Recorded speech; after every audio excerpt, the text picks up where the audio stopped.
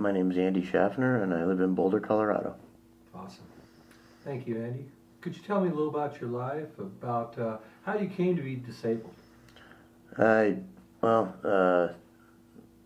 Early teenage years ended up with bad stomach issues, intestinal issues, and it took them several years to diagnose it as Crohn's disease. And pretty much from there on out, it just kind of went downhill. I mean, the way they diagnosed it was that I got a blockage, and they ended up having to do emergency surgery and remove about 2.5 feet of my small intestine, including my ileum. And then there was pretty much no doubt that it was Crohn's at that point. And they had suspected it, but they'd also suspected everything from lactose intolerance to, I don't know, you name it. Basically, they went through a number of different wrong diagnoses before they actually figured out what it was. Lots of different drugs, lots of different wasted time, and lots of different wasted money. What kind of drugs did they give you? Sulfa drugs were big back in the 80s at that point in time.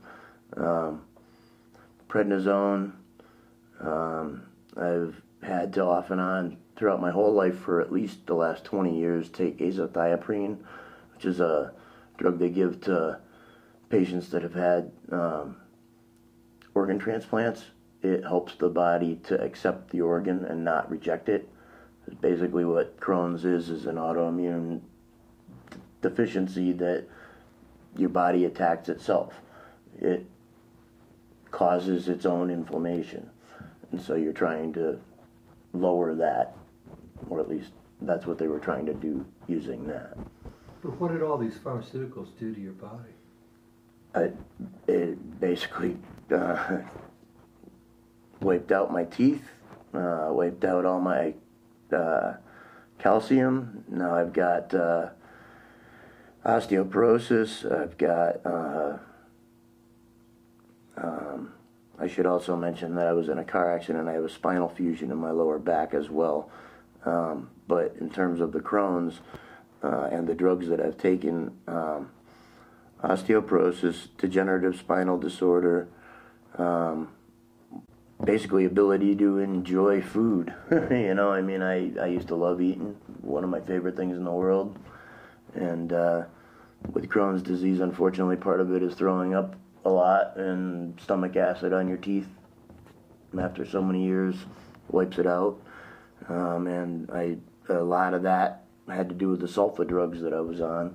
My body completely rejected the sulfa drugs, and they kept me on them even though my body was rejecting them. For whatever reason. I still don't know. But it was me that took myself off them because I was tired of getting sick all the time. So how did cannabis come into your life? To be really honest with you, I started smoking cannabis pretty much like everybody else back in the 80s and 70s probably did, more recreational than medicinal. And without knowing it, was basically saving my own life and medicating then. And the way I see it is that my body knew it needed something. So basically, from the time I was, I guess, 13 or 14, it was more or less the only way I could get an appetite. It was the only way that I could eat full meals or eat full days or not go days without eating. You know, and at that point my folks even kind of realized it and didn't really like it. But, you know, when I'd come home at 1 o'clock in the morning and eat everything in the refrigerator after not eating anything for 3 days, you know, my mom was like, okay, let him go. You know, it's all good. And, you know, basically it allows me to eat, you know, and not to mention the pain relief I get from it. I mean, there's a lot of different things cannabis does for me. Primarily with Crohn's disease, it allows me to eat. Allows my stomach not to get upset once I've eaten. Allows it to process it quicker, easier, faster. And again, it allows me to sleep at night without pain. You know, it has allowed me to reduce the amount of medications that I took. At one time I was on 13 different medications, Please don't ask me to name them all because I couldn't. And now I am taking on a regular basis 3. And hope to be off one of those very soon again. And I don't know if I'll ever be able to, because I've been on them so long now and my body's dependent on them. I don't know whether the prednisone and the azathioprine I'll ever be able to completely go off. Hopefully I will. But the only other one that I take, and only as needed, is an oxycodone, an opiate, and I've been able to reduce my usage of it. And the doctors are amazed because no one who uses opiates reduces their usage of them. It just doesn't happen. At least that's what my doctor has told me. She's amazed.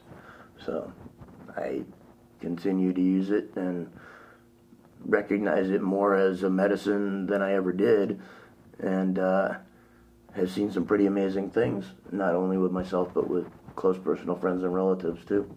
Okay, for the sake of other Crohn's patients, tell me, what do you find to be the most beneficial? As a Crohn's patient, what's the most beneficial means of medicating?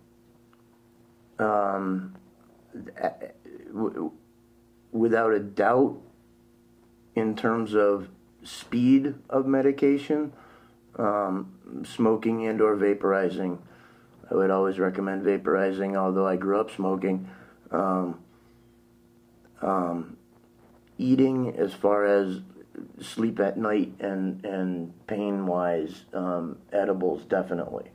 I also have osteoarthritis because of the lack of nutrients that my body's been able to absorb over the years due to the pharmaceuticals. So I use it topically as well in a medicated balm on my arthritis. But as far as the eating and pain relief, without a doubt, for me anyway, either smoking or vaporizing. You see, concentrates? Concentrates. You have to use a lot less and it acts a lot faster. Without a doubt. Without a doubt. That sounds great. Thank you, sir. Sure, appreciate it. No worries. Thank you. Pleasure to be here. That's an interview. Just like that. I watched it cure my dad's basal cell carcinoma, so I'm a true believer in its cancer abilities too. And how can you not be when you watch it happen in front of your face?